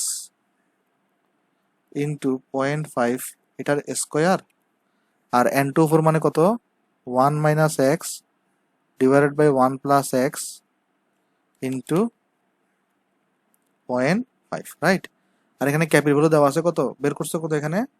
0.14176 বের করছো। ওকে, তাহলে দেখো এখান থেকে আসো আমরা ক্যালকুলেট করি। আসো আমরা একটু আগে ভাঙাচোরা করি। কি ভাঙাচোরা করবো দেখো, এখানে 0.5 এর স্কোয়ার আছে না, নিচে একটা 0.5 আছে, তাহলে একটা 0.5টা কিন্তু কাটা যাবে। আবার এখানে 2x এর স্কোয়ার আছে, তাহলে এটা কত হয়ে যাবে? 4x স্কোয়ার হয়ে যাবে। এখানে দেখো নিচে একটা 1 প্লাস এক্স আছে, এখানে 1 প্লাস এক্স এর উপর হোল স্কোয়ার আছে। এখানে তো একটা 1 মাইনাস এক্স ছিল, আবার এখানে একটা 1 প্লাস এক্স আসবে। আর এখানে তোমার উপর একটা 0.5 থাকবে। তাহলে এটা ইকুয়াল টু কত হবে? 0.14176। মানে আমি জাস্ট এখানে সিম্পল জাস্ট এখানে জাস্ট আমি কাটাকাটি করে একটু সিম্পলিফাই করছি, আর কিছুই না ভাই। এটা তো তুমি নিজেও করতে পারো। আশা করি এটা এখানে বুঝতে পারছো ভাই। আচ্ছা, তাহলে এবার এখানে কি হবে ভাই? এবার এখানে তুমি একটা কাজ করো, এটাকে তাহলে এদিকে নিয়ে যাও, আমরা ক্যালকুলেশনটা আসলে এদিকে করি। আচ্ছা, লাল কালার দিয়ে দেখাই আমরা ক্যালকুলেশনটা। এইখান থেকে সরাসরি আমরা এখানে নিয়ে যাচ্ছি, অর্থাৎ তাহলে এখানে পাচ্ছি কত? 4 কে যদি 0.5 দিয়ে গুণ করো তাহলে তোমার এখানে আসবে 2x স্কোয়ার। আর এটা কত হয়ে যাবে দেখো, এখানে 1 মাইনাস এক্স স্কোয়ার থাকবে। তাহলে 1 মাইনাস এক্স স্কোয়ার ইন্টু 0.14176। তাহলে এই ক্ষেত্রে তোমার থাকতেছে হচ্ছে 2x স্কোয়ার, তারপর 0.14176 মাইনাস 0.14176 এক্স এর স্কোয়ার। তাহলে এক্স স্কোয়ারটাকে ওই পাশে নিয়ে আসো, তাহলে কত হয়ে যাচ্ছে? 0.176 এটার স্কোয়ার ইকুয়ালস টু 0.14176। তাহলে এখান থেকে তুমি এক্স ক্যালকুলেট করো, তাহলে এটা কত আসবে তোমার এখানে 0.14176 ডিভাইডেড বাই 2.14176। এটাকে যদি রুট ওভার করে দাও তাহলে আসবে তোমার কাছে এখানে 0.25727, 0.25727। তাহলে তুমি বিয়োজিত মূল সংখ্যা পেয়ে গেছো, রাইট। তাহলে এবার তুমি জাস্ট এখানে দেখো তো বিয়োজন মাত্রা বের করতে বলছো না, যে পয়েন্ট এটাতে বিয়োজন মাত্রা কত হবে। তাহলে এখানে তুমি লিখবে এরপরে বিয়োজন মাত্রা ইকুয়াল টু বিয়োজিত মূল সংখ্যা কত 0.25727 ডিভাইডেড বাই বিয়োজিত আদি মূল সংখ্যা এখানে 1 ছিল, আর এখানে তুমি পার্সেন্ট নিতে চাইলে 100% দিয়ে গুণ করো, তাহলে এখানে কত আসবে 25.727%। ওকে, এই জিনিসটা আশা করি এখানে বুঝতে পারছো। তার মানে এখানে খেয়াল করে দেখো, যদিও তোমার এখানে কি হচ্ছে ভাই, যদিও তোমার এখানে ওই ইয়াটা চেঞ্জ হচ্ছিল না, ক্যাপিটা কিন্তু চেঞ্জ হচ্ছিল না, কিন্তু তোমার এখানে কিন্তু বিয়োজন মাত্রাটা কিন্তু চেঞ্জ হয়ে যাবে। কারণ আমরা কি জানি, আমরা জানি হচ্ছে যদি কোনো কারণে আমার কি চেঞ্জ থাকে ভাই, মানে সরি, আমার যদি কোনো কারণে প্রেশার আমি চেঞ্জও করি, চাপের যদি আমি চেঞ্জও করি, তারপরে কিন্তু আমার ক্যাপিগ্যাসের ভ্যালু কোনো চেঞ্জ হয় না। আশা করি এটা বুঝতে পারছো। আর কয়টা ম্যাথ বাকি রে, দাঁড়াও দেখি, ও বাবারে অনেকগুলো ম্যাথ বাকি, আচ্ছা করি আসো আস্তে ধীরে। আচ্ছা তাহলে আসো আমরা এই ম্যাথটা করি ভাই। এবার এখানে এখানে দেখে আমাকে কি বলতেছে, আমাকে বলতেছে একটি 4 লিটারের পাত্রে 1 মোল নাইট্রোজেন গ্যাস এবং 3 মোল হাইড্রোজেন গ্যাসের মিশ্রণ উত্তপ্ত করা হয়। যদি নাইট্রোজেনের 25% অ্যামোনিয়াতে রূপান্তরিত হয় তাহলে এই বিক্রিয়া অনুসারে ক্যাসি কত। যদিও তোমরা নিজেরাই পারবা, তাও আমি তোমাকে এটা করে দিই। এটা আসলে পরীক্ষায় অনেকবার আসছে, আমি আসলে এখানে সালটা লিখতে ভুলে গেছি, সালটা এখানে আনতে ভুলে গেছি, অনেকবার এটা বুয়েটও আসছিল অঙ্কটা। তাহলে চলো আমরা অঙ্কটা দেখি। তাহলে এখানে আমার কি নাইট্রোজেন গ্যাস N2 গ্যাস কার সাথে রিয়াকশন করতেছে ভাই, হাইড্রোজেন গ্যাসের সাথে। তাহলে এখানে বেসিক্যালি 3H2 গ্যাস হয়। আর কি প্রডিউস করতেছে তোমার এখানে 2NH3। আচ্ছা বিক্রিয়া তো এখানে দেওয়াই আছে, 2NH3 তৈরি করতেছে গ্যাস। তাহলে এখানে শুরুতে কি বলছে দেখো, শুরুতে কি কি দেওয়া আছে দেখো, এখানে কোয়েশ্চনে তোমাকে বলছে যে তুমি কি করছো, বলছে এখানে দাঁড়াও ঠিক করি এটাকে আগে। শুরুতে দেখো এখানে কি বলছে দেখো, বলতেছে হচ্ছে যে একটি 4 লিটারের পাত্রে 1 মোল নাইট্রোজেন, তার মানে নাইট্রোজেন নিশ্চয় কতটুকু 1 মোল, আর 3 মোল হাইড্রোজেন গ্যাসের মিশ্রণকে উত্তপ্ত করা হয়েছে, তার মানে এটাকে তুমি উত্তপ্ত করছো। দেন তুমি এখান থেকে দেখো তো NH3 এর ব্যাপারে কিছু বলা আছে স্টার্টিং এ কিন্তু NH3 এর মোল সংখ্যা কত হবে সেটা কিন্তু বলা নাই। তাহলে স্টার্টিং NH3 এর মোল সংখ্যা যদি বলে না দে, তাহলে NH3 এর মোল সংখ্যাটা আমরা কত ধরে নিব, স্টার্টিং এ 0 মোল ধরে নিব, রাইট। তারপর দেখো এখানে আমাদের এখানে তাহলে সাম্য অবস্থায় কি হবে, এক সেকেন্ড মাইকটা একটু প্রবলেম করতেছে, হ্যাঁ ঠিক আছে। তাহলে এখানে দেখো সাম্য অবস্থায় কি হবে, আমি ধরে নিচ্ছি যে N2 থেকে সাপোজ ধরো তোমার হচ্ছে ভাই নাইট্রোজেন থেকে X মোল বিয়োজিত হবে, অর্থাৎ এখান থেকে X মোল তোমার এখানে বিয়োজিত হয়েছে। একটা জিনিস লক্ষ্য করো তো, নাইট্রোজেনের 1 মোলের সাথে হাইড্রোজেনের 3 মোল বিক্রিয়া করে, তাহলে নাইট্রোজেন থেকে যদি X মোল বাদ যায় তাহলে হাইড্রোজেন থেকে আরো 3 গুণ বেশি বাদ যাবে। তাহলে হাইড্রোজেনের আগে ছিল 3 মোল, এখন থেকে বাদ যাবে তাহলে আরো 3x বাদ যাবে। তারপর একটা জিনিস তুমি চিন্তা করে দেখো, নাইট্রোজেনের 1 মোল থেকে 2 মোল হচ্ছে NH3 তৈরি হচ্ছে, তাহলে X পরিমাণ বিয়োজিত হলে ডাবল তৈরি হবে আরো, অর্থাৎ 0 প্লাস এখানে 2x থাকবে, 2x মোল হবে এখানে, রাইট। তাহলে এরপরে দেখো এখন আমরা এখানে আমাকে বলছে কি, যে যদি নাইট্রোজেনের 25% অ্যামোনিয়াতে পরিণত হয়, তার মানে নাইট্রোজেনের বিয়োজন মাত্রা দেওয়া আছে, কার দেওয়া আছে, নাইট্রোজেনের। তাহলে এখানে দেখো আমরা এখানে লিখতে পারি নাইট্রোজেনের বিয়োজন মাত্রা আলফা বলতে পারি, এটা মানে কত, বিয়োজিত মোল সংখ্যা। যেমন নাইট্রোজেনের বিয়োজিত মোল সংখ্যা আমরা এক্স ধরছি, আর নাইট্রোজেনের দেখো আদি মোল কত দেওয়া ছিল, কোয়েশ্চন এখানে 1 দেওয়া ছিল। তাহলে নাইট্রোজেনের বিয়োজন মাত্রা কত 25% না, অর্থাৎ 0.25। তাহলে এক্স ইকুয়াল টু কত আসবে এখানে 0.25 আসবে। তাহলে এক্স এর ভ্যালু তুমি এখানে যদি বসাও তাহলে এটা কত আসবে, এখানে 0.75 মোল আসবে। তাহলে এখানে এক্স এ বসাও তাহলে এটা 0.75 হবে, তাহলে এখানে থাকবে 2.25 মোল, আর এখানে ডাবল করো 0.5 মোল থাকবে। ওকে, তাহলে এটা এখানে পেয়ে গেছো। এবার দেখো এখানে তোমাকে বের করতে বলছে, এখানে এই যে ক্যাসি বের করতে বলছে। তাহলে ক্যাসির ফর্মুলা কি, উৎপাদকে কি আছে এখানে NH3, তাহলে NH3 এর ঘনমাত্রা এখানে লেখার পরে স্কোয়ার দাও, এখানে আছে N2, এখানে আছে হাইড্রোজেন, এটা লেখার পরে এখানে কিউব দাও। তাহলে ফার্স্ট অফ অল আমাকে বলো তো আগে এখানে NH3 এর ঘনমাত্রা কত হবে, আমরা ঘনমাত্রার ফর্মুলা সবাই জানি N/V। NH3 এখানে মূল সংখ্যা দেওয়া আছে কত 0.5, আর এখানে V কত 4 লিটার, অর্থাৎ 4 দিয়ে ভাগ হবে।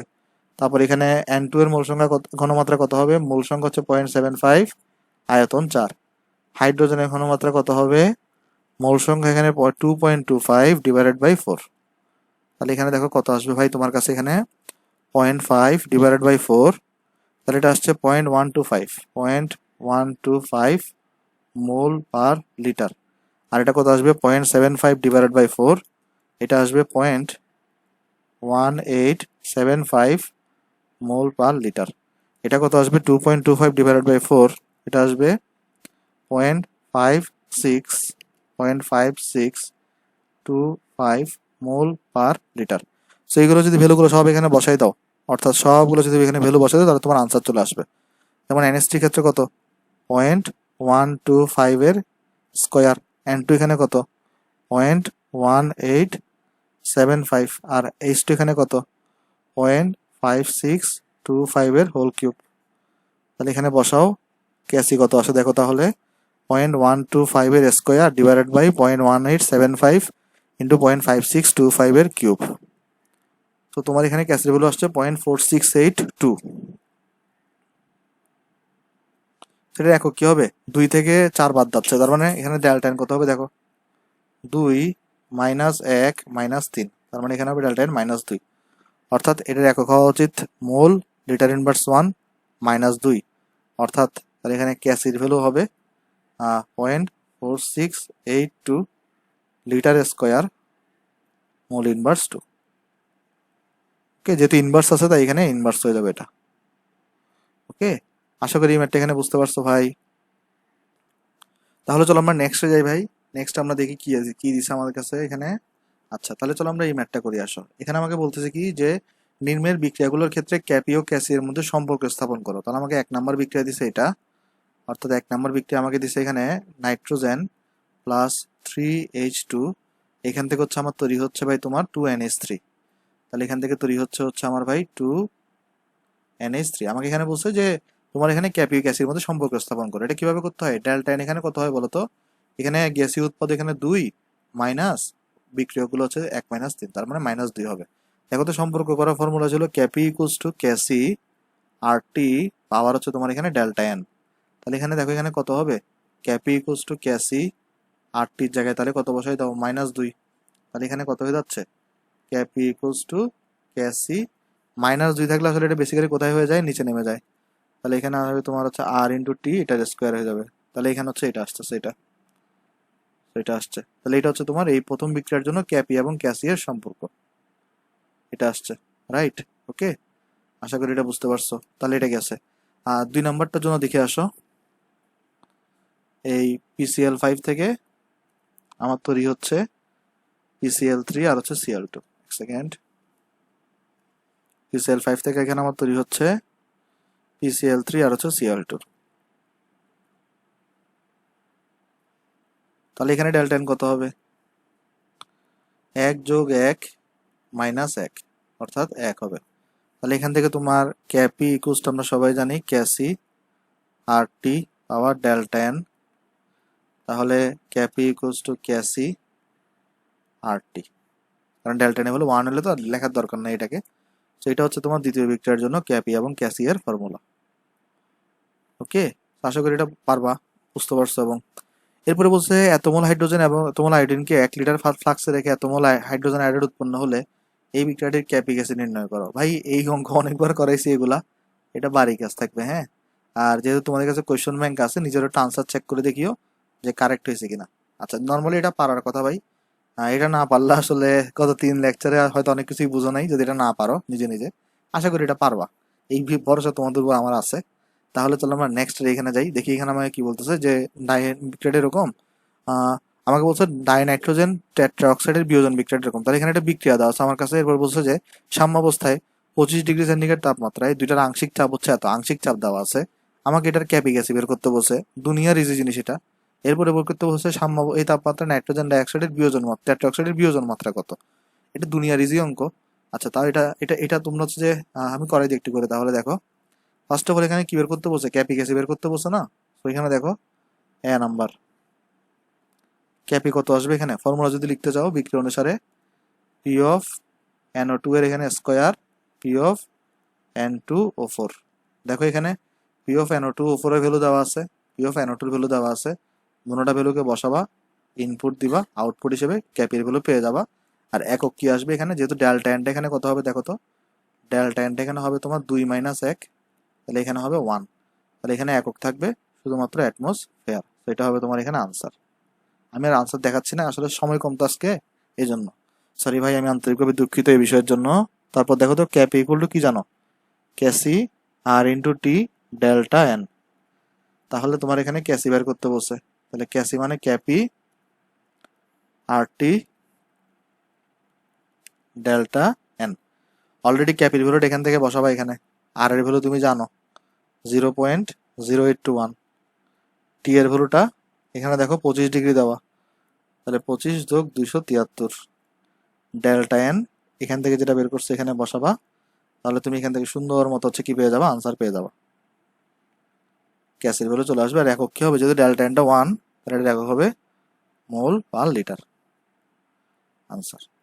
তারপর এরপর বলছে এই তাপমাত্রায় ডাইনাইট্রোজেন টেট্রাঅক্সাইডের বিয়োজন মাত্রা নির্ণয় করো। তো বিয়োজন মাত্রা কিভাবে নির্ণয় করবা, তোমাকে হচ্ছে X ধরতে হবে, তাহলে বিয়োজিত মোল সংখ্যা বের করতে হবে। কিভাবে করবো দেখো, তাহলে এখানে আমরা বিক্রিয়া লিখতে হবে, বিক্রিয়া লিখবার পরে বিক্রিয়ার এখানে কত লিখবা দেখো তো, এই যে N2O4 থেকে এটা গ্যাসীয় অবস্থায় আছে, তাহলে এটা তৈরি হচ্ছে কত 2NO2, তাহলে এখান থেকে তোমার তৈরি হচ্ছে 2NO2, যেটাও গ্যাসীয় অবস্থায় আছে। তাহলে শুরুতে কি হবে, যেহেতু কারো স্টার্টিং মোল সংখ্যা বলে জানাই, তাহলে এখানে শুরুতে তুমি বিক্রিয়কটাকে 1 মোল ধরে নিবা অ্যাজ ইউজুয়াল, আর এটাকে তাহলে তুমি 0 মোল ধরে নিবা। তারপর এখান থেকে কি হবে, সাম্যাবস্থায় সাপোজ ধরো এখান থেকে x মোল বিয়োজিত হবে, তাহলে এখানে থাকবে আর কত 1 - x, তার এখানে উৎপন্ন হবে 2x। তাহলে এখান থেকে তুমি যদি ক্যাসির ফর্মুলা লিখো, এখানে কি আয়তন দেওয়া আছে কোথাও কোশ্চেনে, আয়তন তো তোমার এখানে দেওয়া নাই, সো তোমার এখানে তাহলে আয়তনটাকে 1 ধরে নিতে হবে, যেহেতু টোটাল প্রেসারও দেওয়া নাই। তাহলে ক্যাসির ভ্যালুটা তুমি এখান থেকে বের করে ফেলবা, তাহলে এখানে ক্যাসির ভ্যালু কত পাবা দেখো, এই যে NO2 এর স্কোয়ার আর এখানে N2O4। তাহলে এখানে ঘনমাত্রা তুমি বের করতেই পারো, ক্যাসির ভ্যালু তুমি জানো, এখান থেকে ক্যালকুলেট করে তুমি x এর ভ্যালুটা এখানে পেয়ে যাবা, আর x এর ভ্যালু থেকে তুমি বিয়োজন মাত্রা বের করা কোনো ব্যাপারই না তোমার জন্য, অলরেডি তো আমরা অনেকবার করে আসছি এটা, তাই না? আচ্ছা, এখান থেকে তুমি তাহলে আলফা বের করে ফেলবা, ওই আলফার ভ্যালুটাই হচ্ছে তোমার এখানে পার্সেন্টেজে নিয়ে গেলে আনসার। ওকে, তাহলে এটাও বাকিটা তাহলে নিজেরা করবা, আমি একটু সময় কম তো ওই জন্য। আচ্ছা দেখি তাহলে এটা পারা যায় কিনা, রাসায়নিক সমাবেশের শর্ত এটা নিজেরা লিখে দিছি আমি, এটা SW করবা 100%, এটাও পারবা। এগুলা না পারলে আসলে আমার কিছু করার নাই, কারণ এগুলো এই ধরনের অঙ্ক আমরা অনেকবার করেছি। হ্যাঁ, পারবা এগুলা। তাহলে দেখো এটা এটা তো দুনিয়ার ইজি ম্যাথ, টেম্পারেচার সব দেওয়া আছে, ক্যাসি দেওয়া আছে, জাস্ট তুমি এখানে ক্যাপি বের করবা, ওই যে ডেল্টা এন বের করার মাধ্যমে। হ্যাঁ, এটা তোমার তাহলে SW থাকবে। আচ্ছা, তারপর এটা ক্যাসি হচ্ছে এত, ক্যাপি 600, আর এগুলো ইজি ম্যাথ। যেমন এখানে কি করবা, ডেল্টা এন কত আসবে দেখো, উৎপাদ হচ্ছে 1, বিক্রিয়ক হচ্ছে 1, আর হচ্ছে হাফ, তাহলে এখানে কত থাকবে -হাফ থাকবে ডেল্টা এন মানে। তাহলে ক্যাপির ফর্মুলা তুমি কি জানো, ক্যাসি আর টি আবার ডেল্টা এন সব দেওয়া আছে, জাস্ট এখান থেকে ক্যাপিটা বের করে ফেলবা, তাহলে এটাও বাকিটা বাড়ি কাজ থাকবে। তারপর এটাও পারবা, বাড়ি কাজ থাকবে। তারপর